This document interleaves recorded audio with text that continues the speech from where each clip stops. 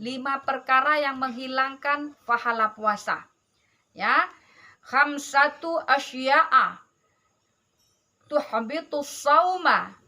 Ya, ada 5 hal yang dapat menghilangkan pahala puasa. Aitu botilu sawabahul kadzib. Yang pertama adalah dusta. Dusta, kadzib. Kadzib itu dusta, pembohong. Kemudian apa dikatakan oleh Rasulullah lagi? Wal ghibah, orang yang gibah, orang yang mengupat. Wan namimah, orang yang adu domba.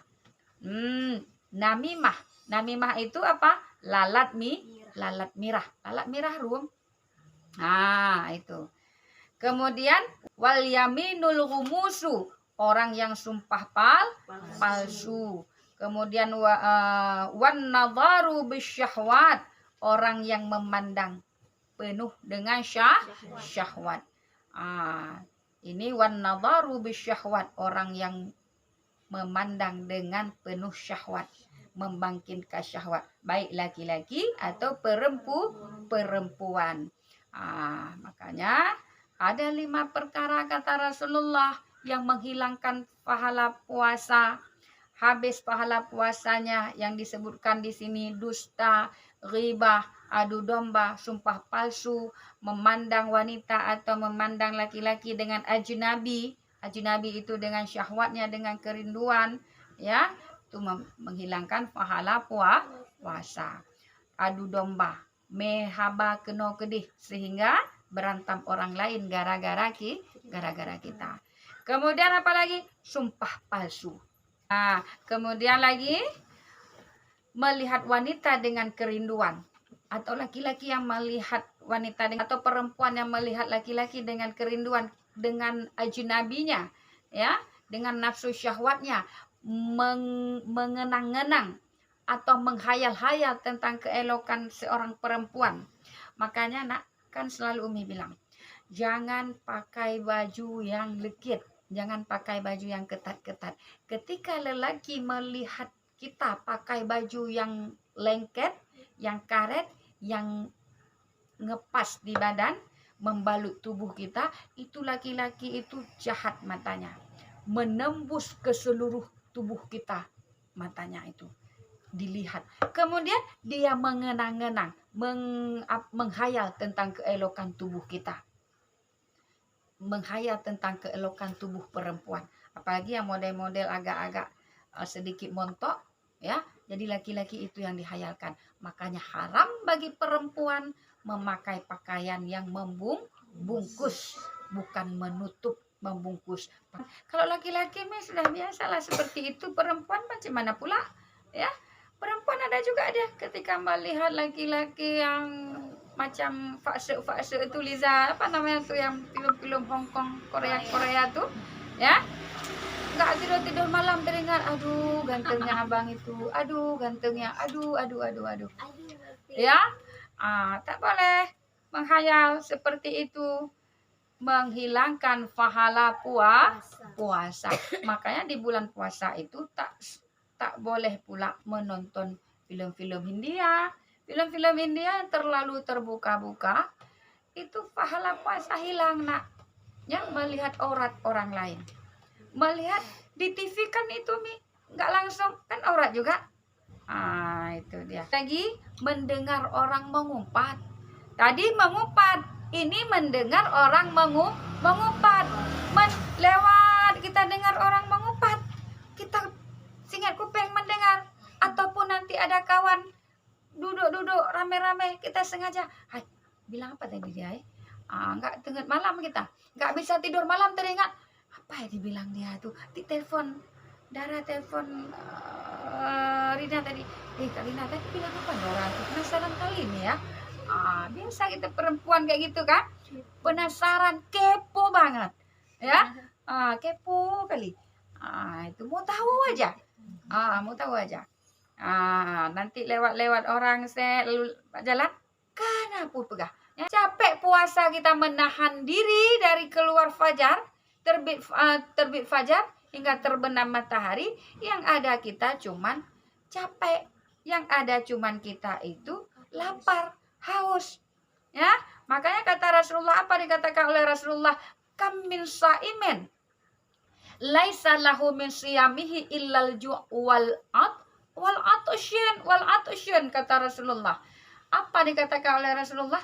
Kebanyakan orang yang berpuasa itu tidak mampu mengambil hikmah, tidak mampu dia memetik hasil puasanya, kecuali mereka hanya lapar dan dahaga.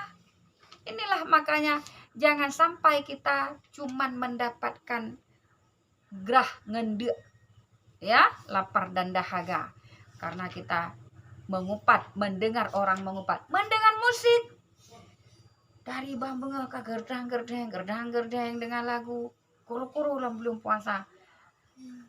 Pahala puasa hilang kita sayang, capek kita puasa, pahala tak ada. Tapi bulan puasa itu, karena puasa itu bulan nuzulul Quran, bulan yang diturunkan Quran, banyak-banyak baca Quran, banyak-banyak kita sholat. Maka nanti ketika kalau bulan puasa kalian mau mengqadha sholat, itu bagus sekali mengqadha sholat bulan Ramadan. Tapi jangan pula nunggu kata Umi, bagus qadha sholat bulan Ramadan. Maknanya sekarang juga qadha sholat, nanti bulan puasa lebih tingkatkan lagi. Batal pahala puasa ketika kita mendengar orang mengupat-ngupat dan mendengar musik. Apa saja musik. Makna musik ini yang mendengar batal pahala puasa. Kenapa pula batal pahala puasa kita mendengar musik? Karena setiap yang melalaikan kita itu kepada Allah, melalaikan kita dengan kita zikrullah itu, tetap itu makruh hukumnya. Ketujuh, main catur, pahala puasa tak ada. Ada di orang bulan puasa khusus, ya Allah, catur turun. Beli catur, beli anak tangga itu kan, beli grok itu apa namanya? Tular tangga yang nanti di ludo.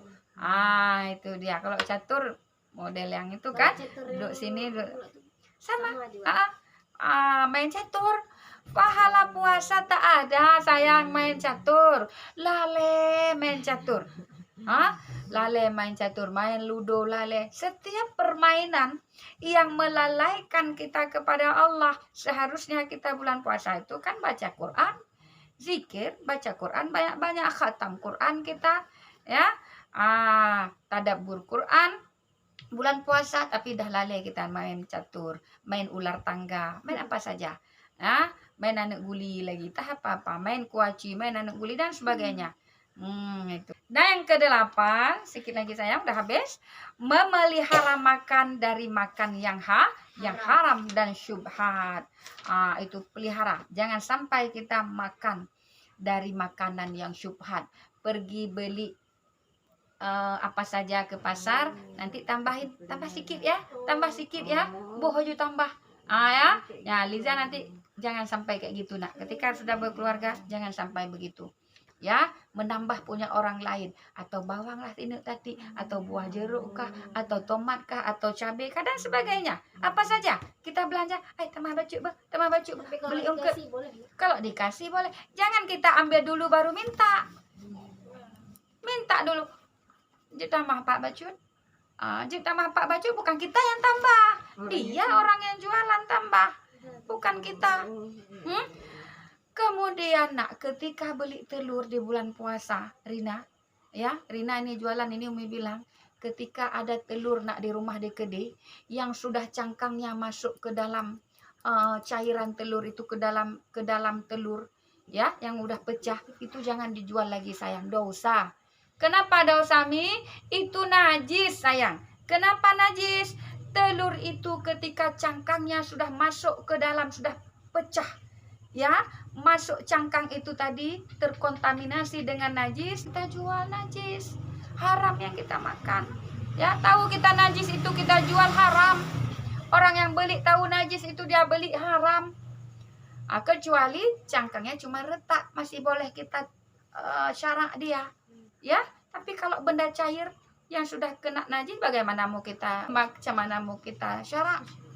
Itu jaga, jangan perlu yang murah makan telur yang pecah, makan telur yang sudah kena tai ayam, kena najis, itu sayang ya. Ataupun makan yang haram, makan yang, kalau telur tadi jelas itu haram, ini makan yang syubhat. Mau buat rujak manis lewat di jalan orang nampak buah, sekarang kan musim jambu tuh, merah-merah jambu kan, geram kali jambu, ambil simpan untuk kapan? Untuk nanti buka puasa, makan yang syubhat ya. Walau itu buah botuntung di luar itu punya orang, kecuali minta dulu. Kemudian memelihara mata dari yang haram. Memelihara mata dari yang haram. Jangan asik menonton film India saja. Jangan menonton aurat orang. Jangan melihat aurat orang di bulan puasa. Jangan melihat hal-hal yang diharamkan oleh agama. Tundukkan pandangan dari hal-hal yang dicela syarak. Ya, tundukkan pendengaran dari hal-hal yang dicela oleh syarak. Pelihara telinga dari hal-hal yang dicela syarak. Karena kita kemarin belajar puasa itu dibagi tiga. Puasa pada yang dilakukan, yang biasa dilakukan oleh orang-orang awam, yang puasa tersebut hanya mengekang diri daripada makan dan minum dan jima pada siang hari. Yang kedua adalah puasa khawas, yang biasa dilakukan oleh orang-orang salihin, orang-orang yang saleh. Syarat tercapai puasa salihin ini, puasa orang khawas ini ada 5. Pertama, dia menundukkan pandangan yang dicela syarak. Yang kedua, dia memelihara lisan, memelihara lidah daripada gibah, dusta, adu domba dan sebagainya, sumpah palsu. Kemudian lagi memelihara telinga dari mendengarkan yang dicela oleh syarak. Yang keempat, dia memelihara segenap tubuhnya dari makan yang haram dan makan yang syubhat. Kemudian dia tidak terlalu banyak mengisi perutnya dengan makanan yang halal ketika dia berbuka puasa. Yang ketiga adalah puasa khawasul khawas. Siapa puasa khawasul khawas itu? Siapa pemilik khawasul khawas itu? Khawasul khawas itu adalah puasa yang dilakukan oleh para anbiya dan orang-orang shadiqin. Puasa seperti ini ketika terlintas di dalam hatinya sedikit saja selain Allah, memikirkan akan dunia, memikirkan pahala-pahala di dunia, manfaat dunia, orang seperti ini puasa khawas, orang puasa khawas ini, maka batallah puasanya. Jadi puasa tingkat khawasul khawas ini adalah puasa para anbiya dan para shadiqin. Sudah cukup di sini. Nanti kita tinggal di makruh puasa dan sunnah puasa. Ya. Wallahu a'lam bishawab wa ilaihi marji'un wal ma'ab.